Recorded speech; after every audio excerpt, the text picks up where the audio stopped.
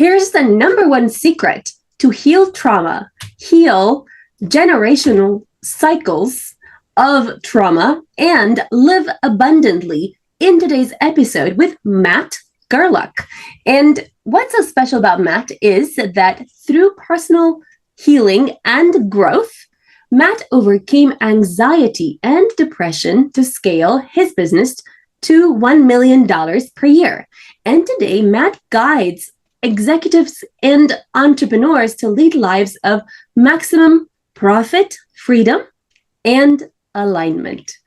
The first question I have is, what's the secret to your success? And does it have anything to do with learning how to master your emotions? Heal Podcast with Lily Patrascu shares longevity and anti-aging techniques to stay young forever, increase energy, overcome addiction, and live your longest, best life ever. Shared by world's most innovative, alternative, and traditional health thought leaders, healers, and doctors. Discover quantum healing strategies to heal your mind, body, and soul. Thanks for the question. This number one secret to my success would be vulnerability, which is how I've mastered my emotions too. It's really how I've mastered my entire life.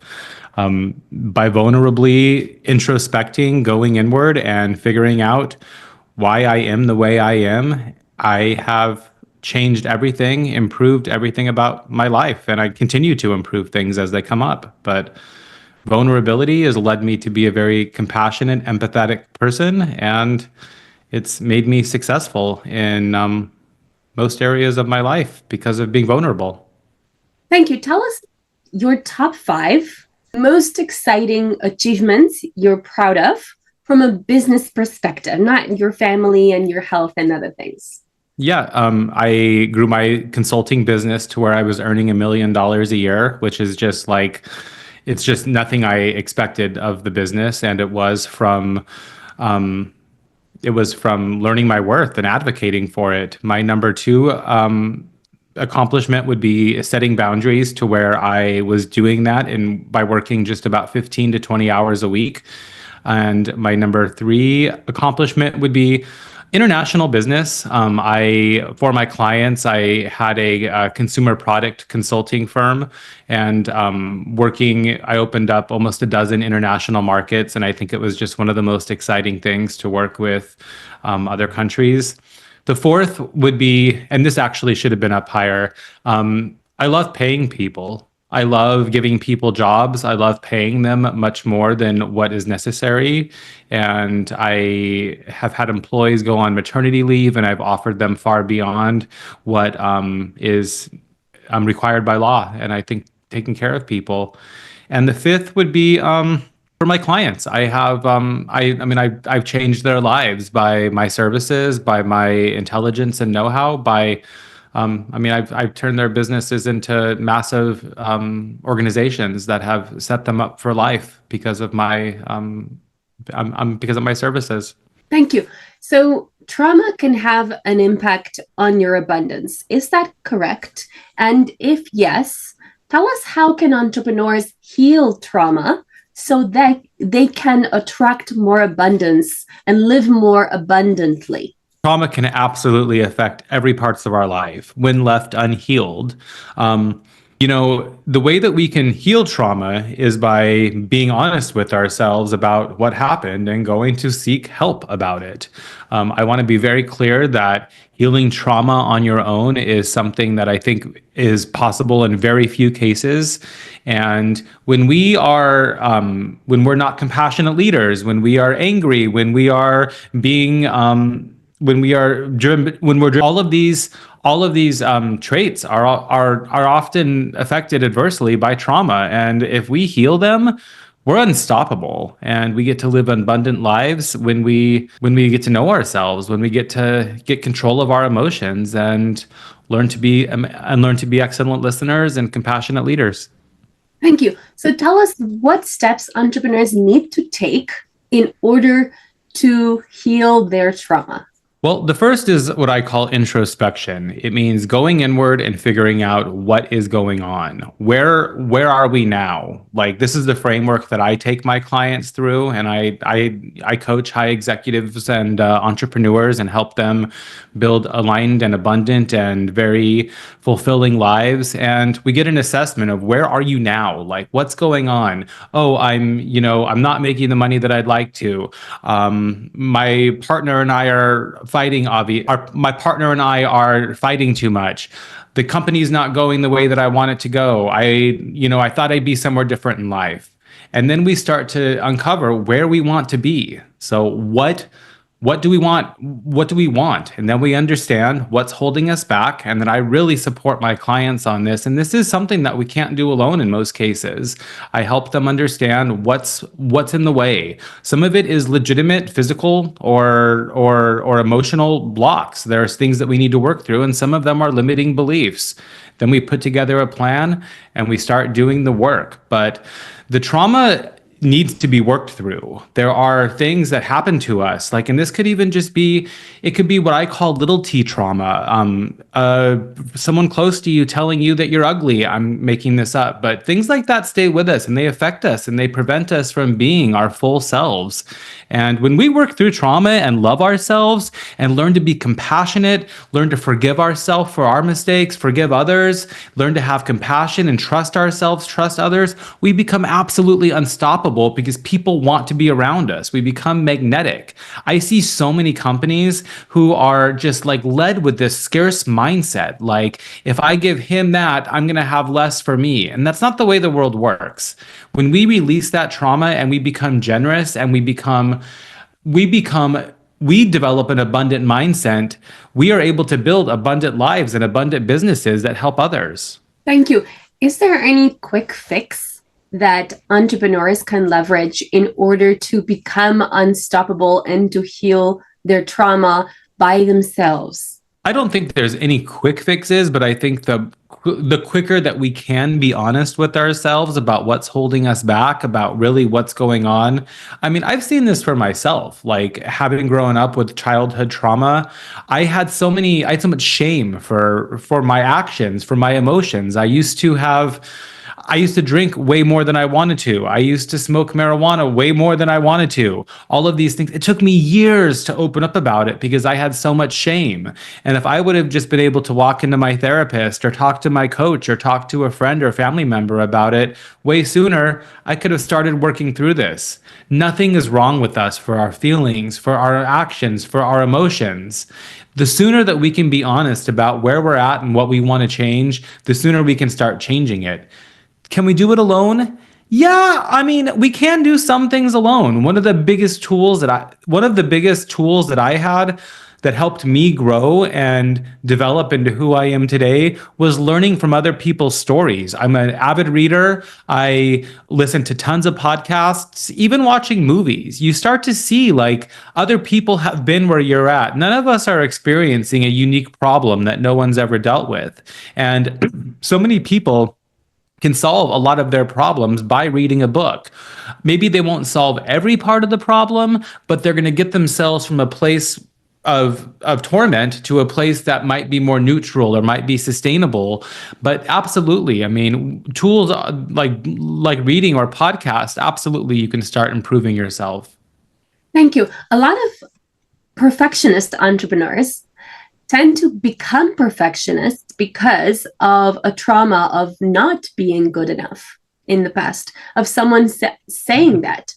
So I wonder, what tools do you have, for example, for entrepreneurs who are perfectionists, who are struggling to do what they want to do because they procrastinate, they self-sabotage, they self-doubt, they ruin things at the last second. They take a lot of steps to kind of get in front of, I don't know, someone they desperately want to do business with, and then at the last second they don't send the proposal, or they don't kind of like make the call, or they don't like close the deal, or I don't know, they do something to ruin things at the last second, because that feeling of not being good enough persists in their mind. we get to the root of it. What's in the way? We need to talk through this and understand what's going on. Like, I mean, you've given a lot of different examples, but the perfectionism piece, this is a problem that a lot of high achievers have. And a lot of us become high achievers because we are perfectionists, because we drive for excellence. When I work with my clients, we change that perfectionism and we leverage that to what I call excellence. So, like, it's good to want excellence. It's good to desire excellence, but we start running through hypothetical scenarios. Like, what happens if this doesn't come out perfect? I start asking my clients, like, let me ask you this question. If so and so didn't deliver this perfectly, like, how would you feel about them? And often we find that we can have compassion for others before we have compassion for ourselves. And once we learn compassion for others, then we can start applying it to ourselves. But the perfectionism thing is very hard. And I think it's very hard. I struggled with this. It was really one of the last mountains that I successfully climbed, rather, because I couldn't even see it because it was all I knew. I mean, I remember being like, you mean you don't berate yourself and attack yourself when you lost a deal? No, no, no. I mean, we need to learn that not everybody's perfectionism is impossible. And we need to learn to have compassion for ourselves. And then coming back to the self-sabotage, a lot of that's the work. I mean, there's not necessarily a quick fix for a lot of these things, and that's why it's important to have a coach to work on things consistently, or a therapist, or somebody to support you and talk about these things. Like, and it's being honest with yourself. I'm a huge proponent of journaling, and I've been journaling for years. I get my clients to journal, and you can journal on the back of a napkin. You can journal, you can type it, you can write it, you can tear it up after the journal is done, whatever you want to do. But the point is that we want to get down what's going on in our heads and what's going on in our minds so we can start assessing patterns. And then, like, giving the example of, like, we got that opportunity to offer a proposal. Your journal says, like, hey, like, I was really excited about this opportunity, and the next day you didn't do it. We need to understand what happened. A lot of times it's something like, well, I stayed up too late. Well, I drank too much. Well, I prioritized the wrong thing, and we need to work through that together. There's not necessarily a quick fix, but it comes down to prioritization. And when we're clear on our goals, we are able to prioritize what's most important to get us to those goals. Often, if you're not doing something that you think you want to do, you're not doing it for a reason, and it's probably because you really don't want to do it. And when we're entrepreneurs, this is one of the biggest lessons I've learned in my life. It is hard to build any business. It's hard to find any customer. It's hard to deliver any service. If you're going to do this, you might as well be doing the business that you want to do. And that's really one of the things that I've learned the hard way, and I really love. It's one of my favorite things in supporting my clients through and making sure that they're building the business that actually really feels good to them, that they're going to want to be in part of for the rest of their lives, or the rest of their career, rather. Thank you. How do you support entrepreneurs who suffer from fear, so much so that they are petrified when it comes to actually doing the action they know they need to do in order to get the result they want to get? We need to understand what's going on, and we need to uncover it. And like we said, it's kind of going back to that framework where it's like, what is in the way? Here's the goal. What's standing through that? We need to get to, like, that moment to, like, okay, I didn't do this, or I gave the proposal and I didn't charge enough money. Well, why? We work through it and we start understanding. Well, last minute he was looking at me and started, looking at a calculator or something, and it made me nervous. Well, why do we feel that way? Well, 5 years ago, I had a boss who was always grilling me for money. And then we start talking through it and we understand, like, that's a past trauma that is no longer the situation now. And a lot of this is learning that, like, life is abundant and not everybody is like that. A lot of people are happy to pay us for our services the way that we want to get paid, the high amount we want to get paid. And it's really, like, fear is a real thing. I mean, and it doesn't ever go away, but we get more comfortable. And when we face our fears, this isn't something that you haven't heard before, but, like, when we face our fears, we're building a muscle. And when we build that muscle, we become less scared and less scared, but we need to go through it. And that's really that's really a big part of the support that a coach or a therapist offers, is by helping you, support you through that and really uncover what's going on and setting a plan. Like, well, I'm going to deliver this proposal on this day, the night before. I'm going to sleep well. I'm going to take care of myself. I'm going to go to the gym. Like, we need to prepare for hard situations. Thank you. A lot of symptoms that entrepreneurs have could potentially be caused by something deeper. So, for example, anxiety and depression are the symptom of something that is deeper that is happening, which is perhaps you don't like what you're doing, you don't like your life anymore, you don't like your girlfriend anymore, I don't know, there's something in your life there that you don't like. And I think being really understanding about what is the cause and not just treating the symptom is so important, right? So I wonder about, how do you support entrepreneurs who, let's say, show signs of anxiety and depression in order to overcome those kind of traumas? I totally agree. And you took the words out of my mouth right there. I think that so much of depression and so much of anxiety is simply a situation where we are not aligned. Like, our internal needs are not matching our external environment, and we become anxious and afraid. And trust me, I've spent a big part of my life depressed and anxious. And I'll tell you how I solved it. It was by aligning my life. It was by going through the fear. It was going to my clients and negotiating contracts that were commensurate with the value that I was bringing. It was learning to say, I'm not doing that. And we don't start by walking into our boss's office and saying, I'm not doing this anymore. We start by small things. Like, our partner says, I want pizza tonight. And normally we agree to that. But we're going to start off and say, actually, honey, I don't want pizza tonight. I really want Chinese food tonight.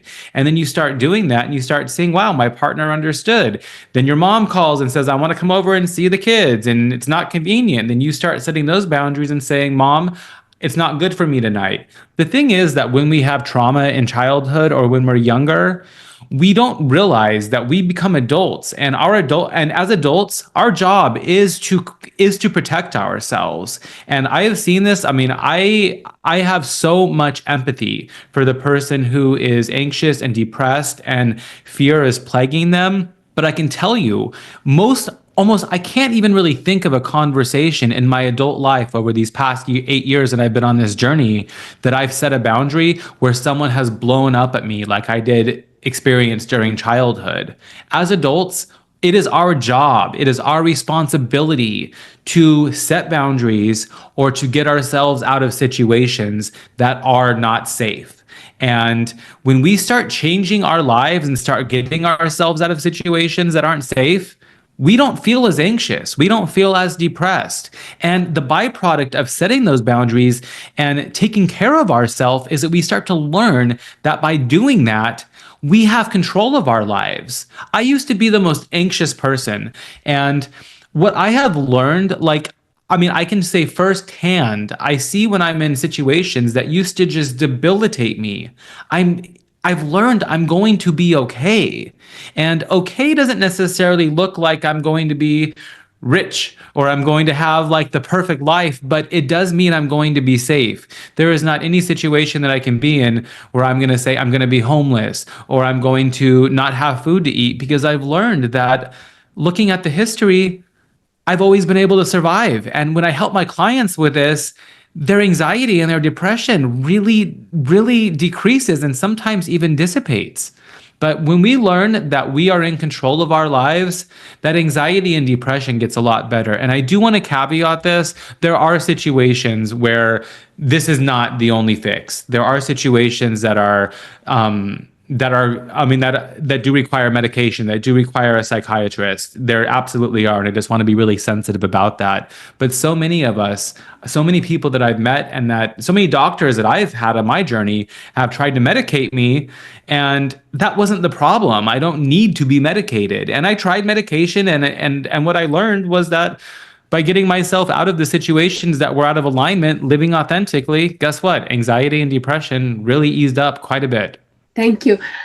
People pleasing and the inability to set boundaries is also a sign of trauma. Can you tell us more about what potentially could cause that? And how can entrepreneurs go about starting to find a solution for that?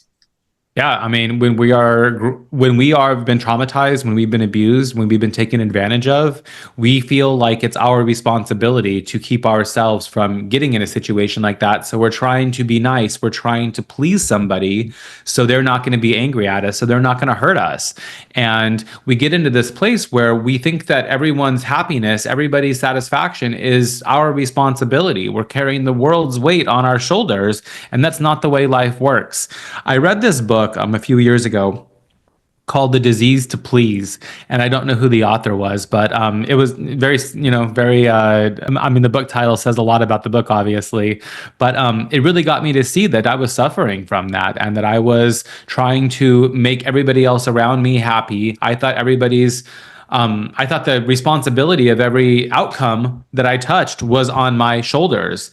And once I started to realize that that it's really just my job to do my job. And that if somebody is going to blow up at me or somebody is going to be angry, that is their problem. It's not my fault that it's not my responsibility to solve the world's problems. I'm talking a lot about the work problems. And as an entrepreneur, you're the boss. You have a lot of things going on. It's your responsibility to hold your employees, to hold your contractors accountable. And that was a huge thing for me.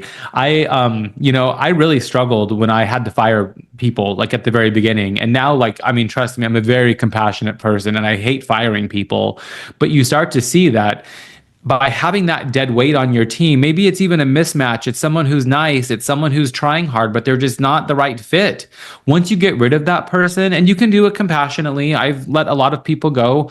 It's like the biggest weight lifted off your shoulders when you prioritize yourself. And that's really a lot of what my teaching surrounds, is prioritizing yourself. Because once you put your oxygen mask on, when you're taking care of yourself, you're able to be there for everybody else. And we can't do that fully when we're trying to please everybody else.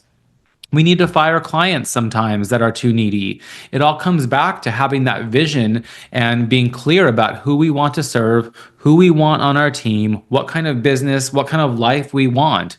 And this all comes back to setting boundaries. And boundaries, the thing about boundaries, like by letting that person go, by saying no, whatever it might be, there's an immediate payoff to setting these boundaries, because you get yourself out of a situation that's very uncomfortable or that's harming you.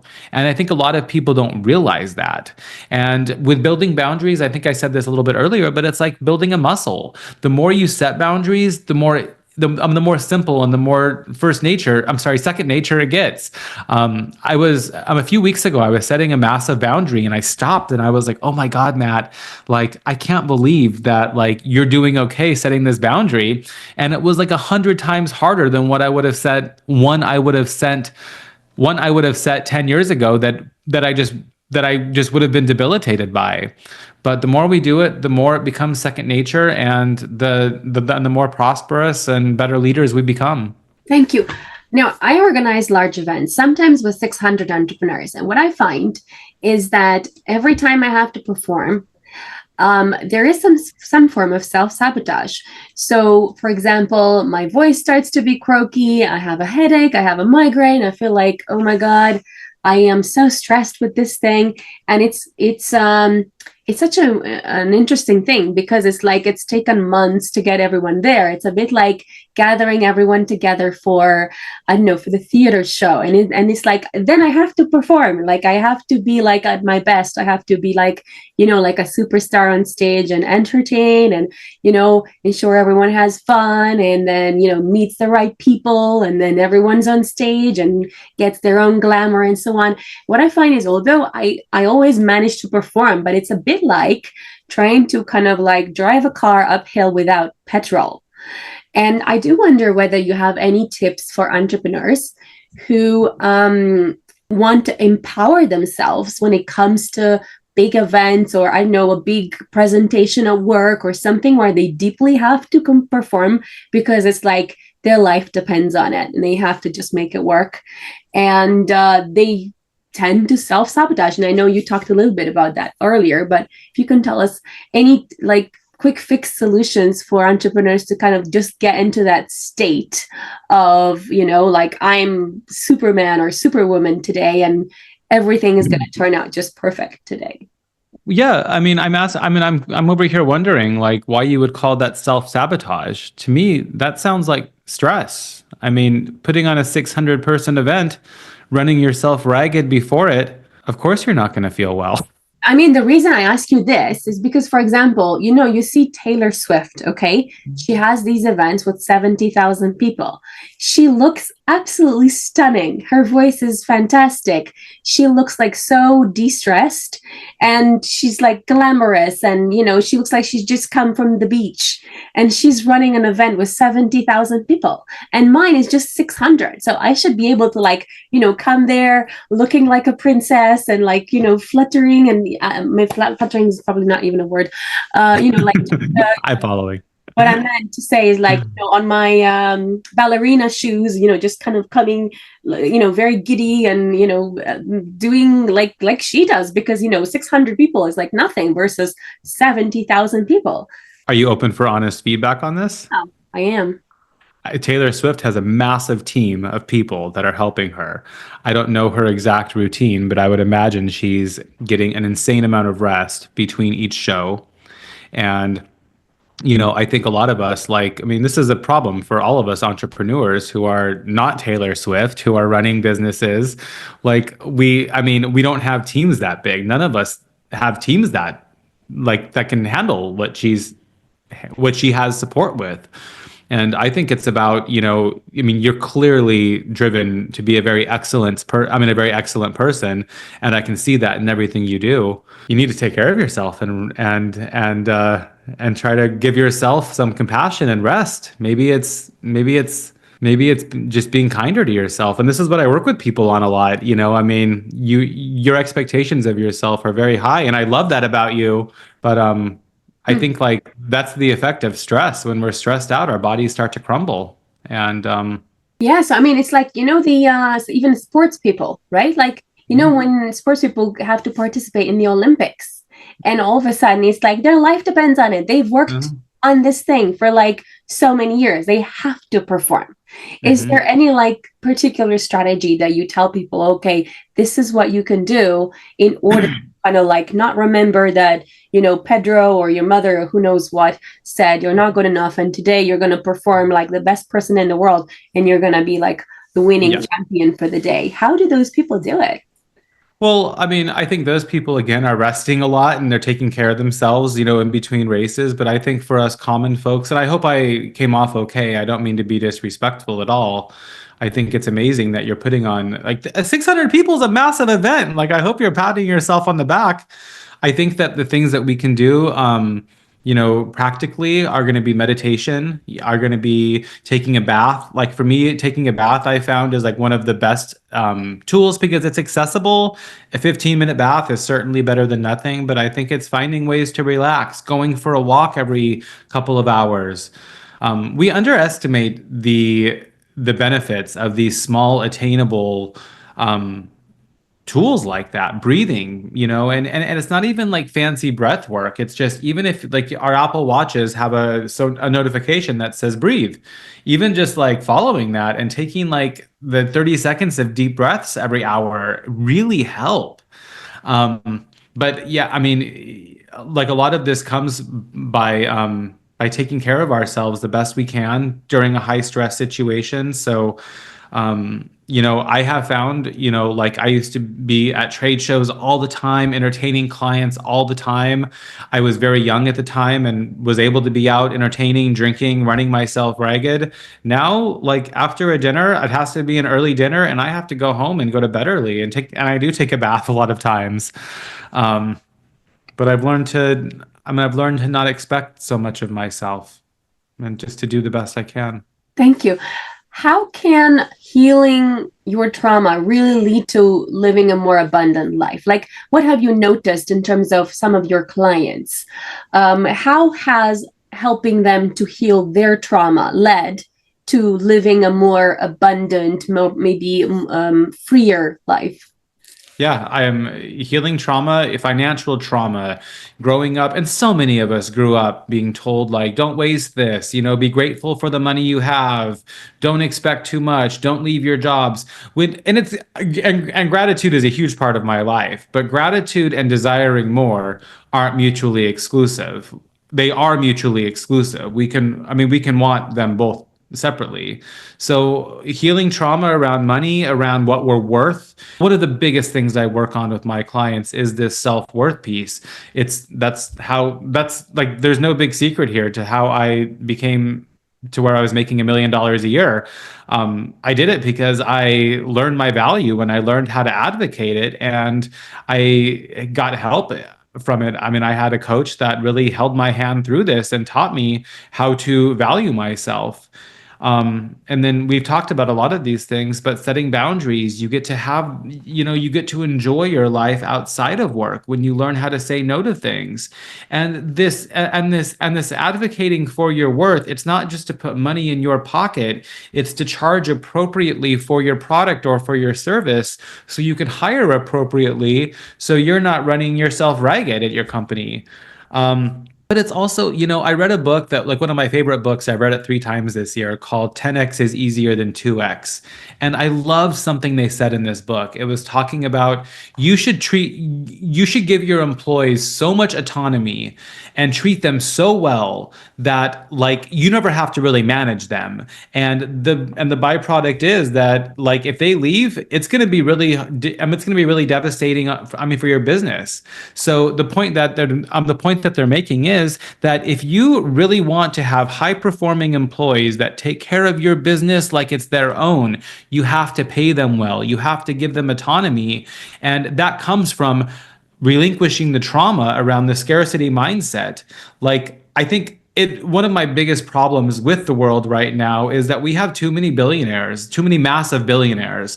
Sure, I mean, I don't really judge. I mean, you can have I think, sure, have $1 billion, whatever, but why does someone need $100 billion?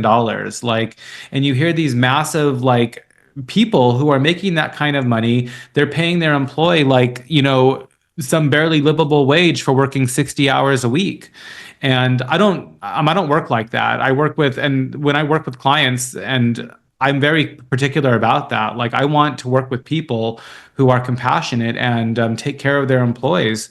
But that all comes when we release that scarcity mindset and we start taking care of other people and treat them the way that we want to be treated. But this abundant life comes when we get to know ourselves and when we get to, like, really align that business with what we find to be a fulfilling life. And I think so many of us think, I want more and more and more. I want a bigger business. And then what we actually really want is we want a few $1 million business that we actually are the boss of, that we get to work 20 hours a week at, and that will be around for the remainder of our lives. So, when we get to know ourselves, when we do the healing work, we get to really identify what we want our lives to be, and we get to create the life around that. But it comes with introspection and work and intention. Thank you. Are there any particular healing modalities that you use? Yeah, I mean, I'm a big proponent of journaling. I think journaling is one of the best things ever. It's accessible everywhere. You can write a paragraph, you can write 5 pages, you can type, you can write by hand. I think when I look back to when I started journaling, I was afraid that somebody might find it. And just to anybody out there, like, it's really the way that I think about this now is that if I'm dead and someone finds this, I'm dead. It doesn't matter. And I think that people are going to look at my writing. Hopefully, someone reads it actually, because it'll help people, I think, to realize they're not crazy. All of us have thoughts, all of us have emotions, and it's normal. Meditation is a huge thing for me. I think it makes me so sad when I hear people say, I can't meditate. My mind never stops. My mind never stops. I have meditated for well over a decade. I use the Calm app. I meditate for 10 minutes a day. Sometimes I'll do 15, but it helps so much. And I'm a huge yoga person. I'm a huge proponent of doing yoga.